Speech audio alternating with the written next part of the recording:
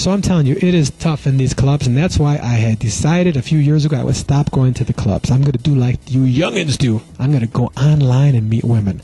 I'm going to go to a chat room, so I got my brand new computer, and I'm all set, and I already thought about what I'm going to type in and everything.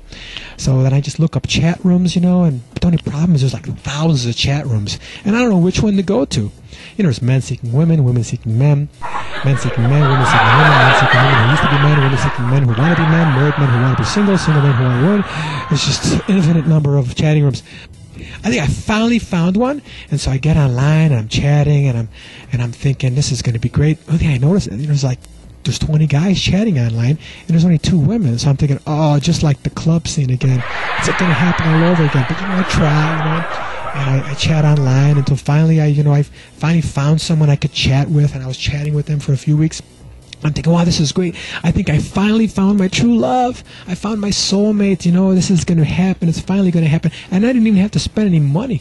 Because you can spend a lot of money buying drinks, I remember once I spent $50 on buying drinks for this woman, And then when I was all done, she just got up and said, okay, I have to go now. My boyfriend's here. Excuse me, your boyfriend? Yeah, I have to go. Why didn't you tell me you had a boyfriend? I just spent $50 on Long Island iced teas for you. Sorry, gotta go.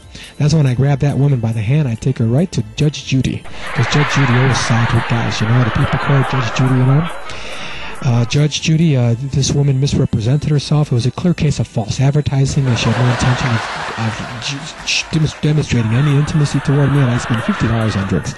And that's when Judge Judy inevitably is going to have to tell this young lady, you know what, this guy spent money on you. Not a lot of guys spend money, so you better give him some smoochy. Otherwise, you have to pay him back for those drinks. But see, online, you don't have to do that. You don't have to spend any money. So finally, I'm chatting with this woman online. I think it's going to be great, And so finally, I ask her the big question, where do you live? And she answers, Tibet. I'm like, Tibet? Oh my goodness, in this big town, there's thousands of beautiful women, and I got to fall in love with someone from Tibet, halfway around the world. I'm so disappointed. But that's okay, you got to do what you got to do, because if you found your true love, you have to do what you have to do. So I spent a few $1,000s on some airfare, and I fly all the way to Tibet. And I'm thinking, now I'm going to find my true love. I get off the plane, and there she is ready to greet me, and I look at her, and I'm thinking, she looks a little shorter than she did in the picture. I get a little closer, she gives me a little hug. Ooh, she smells funny. And she's got fur all over her. This is not good. Next plane out, I come back to the States. Never going to do that again. That didn't work out. You have to be careful when you're chatting, When you're chatting online, you don't always know who you're chatting with, guys, okay? I mean, this Lolita that you've been chatting with intimately for the last few weeks till late at night, I mean, she may look sexy in the picture, but this Lolita, in fact, may be Lalito. So be careful when you're chatting with. You women, you think you got this sensitive, loving guy, this Jose that you've been chatting with? Well, be careful, because he may not be that nice of a guy. This guy Jose may in fact be OJ. You don't know who you're chatting with. You have to be careful, And the other problem with chatting online that I find is that you don't get to really know the person in a full, well-rounded way. You only get to know their good points. You're not going to know their bad points because you don't know them in person. They're only going to tell you their good things. I mean, a guy's going to tell you, oh, I'd love to take you to a nice restaurant. We can go to anywhere you want to go. But I don't want to go to the Mexican restaurant because those beans give me gas for about a week. They're not going to say that to you. That's the kind of thing you're going to find out the hard way. By the same token, these women that are talking online, looking for a sensitive guy, someone I can talk to, I'll be there for you, you'll be there for me. But not on the first and on the second of the month, because you really don't want to be near me on the first and the second of the month. I'm pretty ugly. Women aren't going to say that. You're going to find that out the hard way. All right? So anyway, I got tired of chatting, so I give up with the chat rooms. I decided that one day I would just get up in the morning and open up my own MySpace account. I think that's where it's at. All my young buddies, all my younger friends, they got the MySpace account. That's the place where you're going to meet the women. So, I open it up, I put some pictures in there, and I say some nice things about myself, and I go to work. At this point, I'm frustrated. This is the last thing I got to try, Come home from work tired, and I turn the computer on. You have 50 messages and 25 women who want to be your friends. They have requested to be your friends. So now I'm thinking, all right, this is the way. Now it's going to happen. Now I'm expecting messages to come in MySpace. My name is Susan. I work in bookkeeping downtown. Maybe we can have lunch sometime. Intelligent women. I'm a pretty intelligent guy.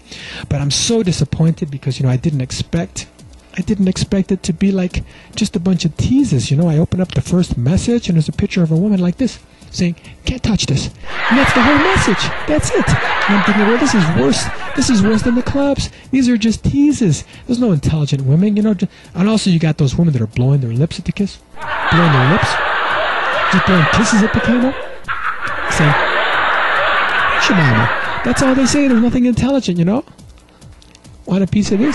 That's it. Nothing intelligent, you know. Or, you know, they're up like that. But there's no intelligent woman on MySpace. It's like all these women on MySpace must have escaped from some kind of hoochie mama convention, you know, some crazy convention. I mean, I'm so disappointed. I'm so disappointed.